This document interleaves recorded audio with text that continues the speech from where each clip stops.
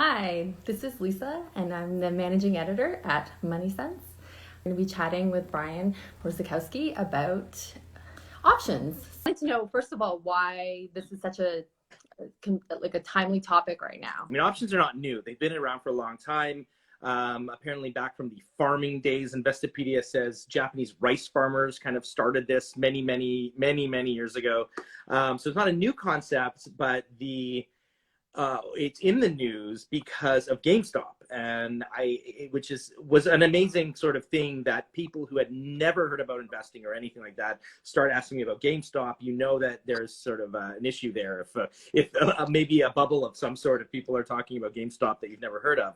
But one of the parts of GameStop that came up were options, because options were used to drive the price higher in sort of a way, which I can kind of get into how that works, but it was part of the conversation with this story. So there was lots of different parts of this GameStop story, but that was one of it, was the use of options, which made a lot of people get into this market in a very cheap way. A lot of people lost a lot of money still, but it's a lot cheaper to get into buy options than it is kind of the actual stock price. So I talk about how that works, but that's why I wanted to pitch this, just because I think a lot of people don't know how it works. It's complicated. It just kind of seemed like a good time to get people to understand that this is a complicated financial instrument, that the Reddit stuff and the GameStop stuff made it seem like it might be something everyone can play around with, but you gotta be careful. Can you give like a brief definition of options for possibly some of our viewers who aren't as familiar with it? Yes. So basically, I hope I'm explaining this right. It's hard. It's again, it's kind of complicated. So bear with me here for a minute. But essentially, you're paying, you're buying an option, gives you the right to buy, the possibility or the opportunity to buy a stock at a predetermined price for a certain period of time. So let's say Money Sense went public, and my appearances on Instagram Live was really driving the price higher, and you bought the stock for 40. Let's say it was $45. You wanted to you thought it would go up to $55. So you wanted to buy an option instead of buying the stock for $45. And actually options have to be purchased in sort of 100. So we'll use 100, 45 times 100. So $4,500 for the Money Sense stock, and then hanging on and hoping it'll sell. It'll hit 5,500 or $60. So you'll have 6,000, and you could sell it then. So you have to outlay a lot of money if you're going to buy the stock. You can buy an option for a fraction of the cost. Like it could be $1, it could be $2. It depends on how close it is to the option expiring and the price that you want to purchase it at. But essentially, it is so you're buying it at a fraction of the price. You're not buying the stock. What you are buying is the ability to buy the stock. So if it hits 55, you say, I want to buy the stock at $55.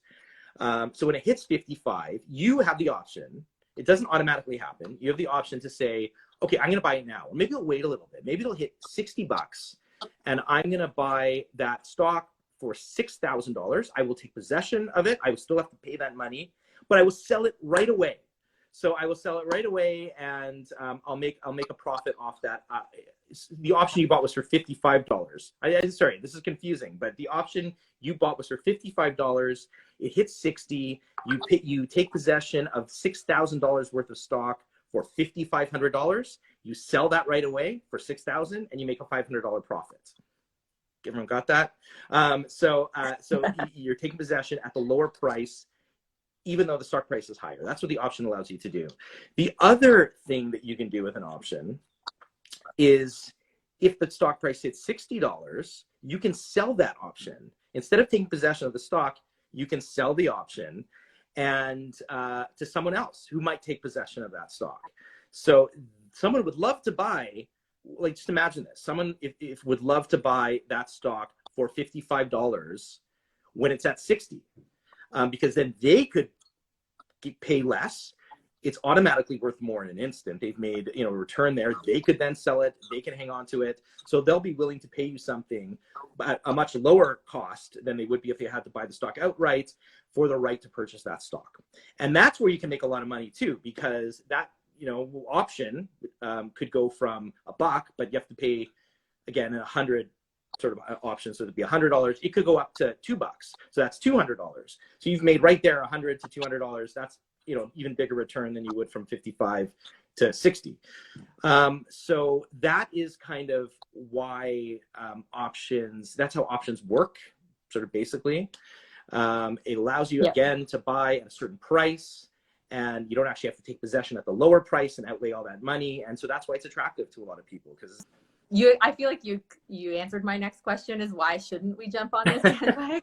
But what would be a best case scenario with an option? So Money Sense, I think, has a tendency to sort of not have that much fun. Maybe. No, it's okay. I wrote a column last week saying that either you're allowed to have some fun, and offered some suggestions for your play money. But we're still, and that is always the message with Money Sense, right? It's like long-term investing, low cost ETFs. Now that should form your basis of any portfolio, because essentially that's what it is. But you are allowed to have some fun. Even we will let you do that. So options can be a good way to try something new. There are good reasons for options. As I said, they were used, years ago by farmers. It could be a good way to, like, if you really had a conviction that the stock is going to go up, it could be a good way to get in there cheaply. There's a fine line here, and this is I got lost in some of this GameStop stuff. Is that there's making smart decisions with your money, and there's following the crowd. And investors often follow the crowd, but that's where you get stuck. One of the things that I think gets lost in the GameStop story is that the guy who originally had this idea on GameStop, it happened a year ago. He was a CFA. He is a financial advisor. He was a young guy, but he had knowledge, and he made an informed decision that GameStop price was too low, that there were factors there that he saw that were going to drive the price higher. Makes sense. When I read that, I'm like, now I get it. It's like, this makes sense as to why he thought that the price would go higher. He just didn't think it was a dead business. He thought that there were reasons for it to go up. So he was smart. And so he put a lot of money into it, but he was posting his gains and losses. He lost money in the beginning a lot too, on Reddit. And then people started kind of getting in, and things happened, without going the whole story, things happened that got people excited about this, and everyone kind of piled in. But it wasn't like this magical Reddit moment where everyone said, on today we're going to buy it all, we're going to screw the short sellers. It wasn't like that. I mean, it sort of became like that, but that wasn't what happened. And so that's the movie version. Back to back to the options is like, if you have an informed idea on how you want to purchase something, if you think a stock is going to go up, this is a great way to make a lot of money on that stock, but you have to be willing to lose the money that you put in on those options. The price might not rise, but it's not a game. And it's another tool in your stock picking toolbox if you're a stock picker, or if you have your retirement money aside and you have whatever, $10,000 or whatever that you want to play around with the stock market, because it can be a lot of fun to follow stocks and talk about it, but you got to be smart about it. And that's the key here, is you have to be smart about it. It's a good tool. There's lots of other financial tools that are and instruments that you can use too, but you have to understand it and you have to use it right. And that's kind of why I'm writing this article, because a lot of people are now hearing it for the first time and saying, wow, you can make a lot of money on this because of the nature of the instruments. I'm going to do it. And it's especially with some of these apps where it's really easy to do, you can get in trouble. So it's a bit more, so this piece is kind of like, this is what you should know. It's interesting, but you got to be careful. And that's how I would suggest using it. What's interesting too is that there are sites, Questrade is one. There are others where they allow you to test this stuff out, so you don't have to use real money.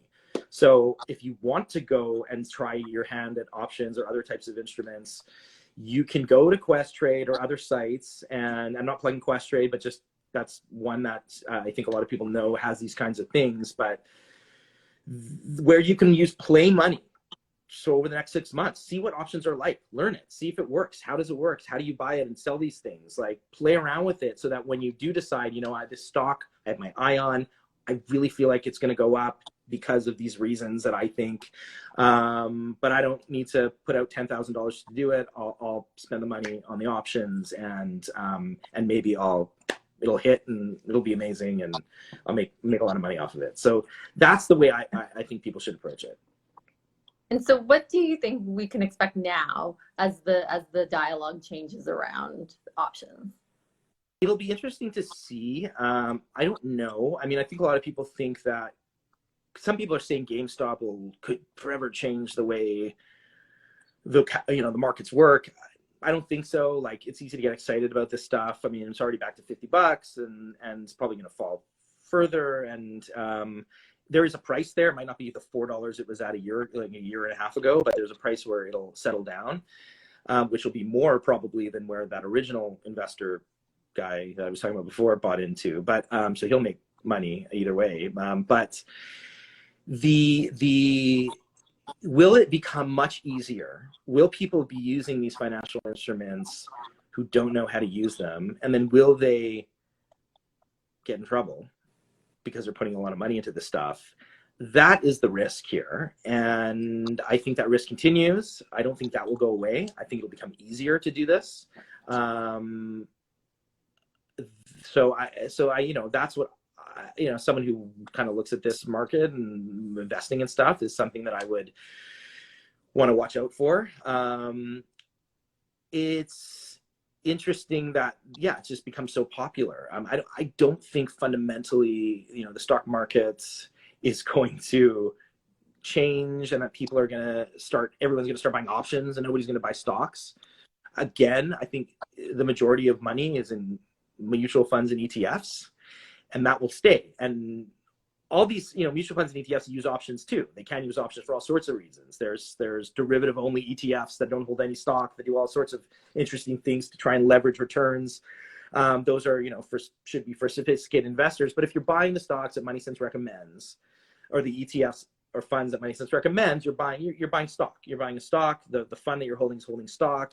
And that's the core part of that fund. I don't think that will ever change. I don't think we're going to see a rush on options, but I think that maybe it'll become more a part of the lexicon of the investing lexicon and approach that people take. But so we'll see more activity, but it's not going to, I don't think, dramatically change the market. I still think stocks and ETFs and funds are going to stick around. So the psychology of this has been fascinating to watch, and just how swayed people were to get into these stocks, and how it's sort of still going. People are still trying to, what's going to be next. And it's interesting now too, considering how difficult the economy is and all that stuff, and that we're all excited about the stock market, which makes me a bit nervous about where the market might go from here. Usually when, your family members or friends who've never talked about any of this stuff before start talking about it, that's a sign that we're in a frothy market here. I don't know if it's a bubble that's going to burst, but it's certainly not necessarily the value investors market. Things are pretty crazy now and expensive. So I think there could be something to be said, something to watch there from a psychological standpoint of the people who are talking about this and getting into this. And maybe it's time to be a bit cautious just on your investing approach, but who knows? Amazing. Well, those are all my questions. Thank you so much. It was great.